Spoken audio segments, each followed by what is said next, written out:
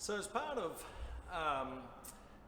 determining what's the right method of preparation for different scenarios, we have a bit of an interesting case here today. So this is a mezzanine, a timber mezzanine, and there's been an epoxy coating put down on it. It's had some broadcast non-slip into it. So, you know, the traditional way of prepping would be to put your grinder up on the floor and clean the top and so forth.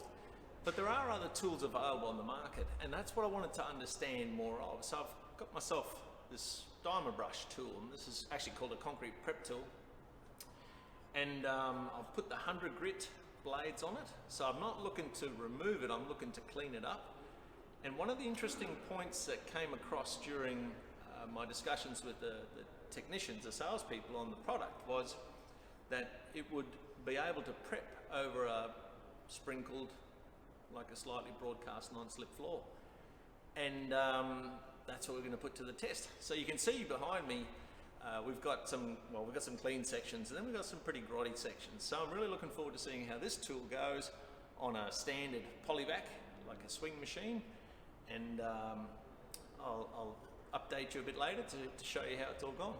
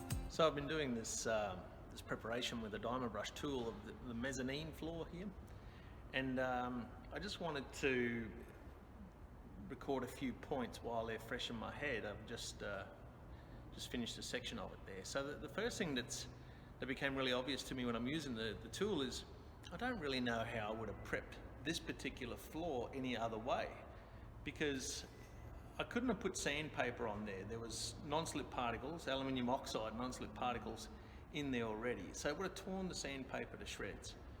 There was also different gummy sections of product spilt there. I'm guessing it was some kind of resin or something or rather. So that in itself would have clogged sandpaper very quickly. And then the other noticeable thing is that the floor isn't flat when I'm going across it. So if I'm using a grinder, then I'm likely to cut through in different sections. So the idea of the Diamabrush is really well suited to an undulating floor that has a coating already, and because we're using the 100 grit, and I will zoom in on it in a second, we're only really prepping the surface. I could have used a 25 grit, done it faster and ripped it off, but really I'm working at the speed of sanding anyway. It's going as fast as I can run the swing machine across the floor. Now what I'll do, I'll just zoom in on the blade so that you can have a bit of a look. Bear with me a moment. Okay, so we're looking at the blades, and the thing that, well, I haven't incurred any wear yet, but not that I can noticeably tell, but they haven't gummed up either. And considering I've been running across, you know, gummy sections of resins, and I've done epoxies the whole time, I haven't had to change, you know, sandpaper or grit screens. My diamonds haven't clogged up; they've kept that edge fresh, and you know, so I'm impressed with this particular tool for what I'm trying to do here. I look forward to trying it on other areas. So keep in mind it's always about, I don't think this replaces a grinder, I don't think it replaces sandpaper.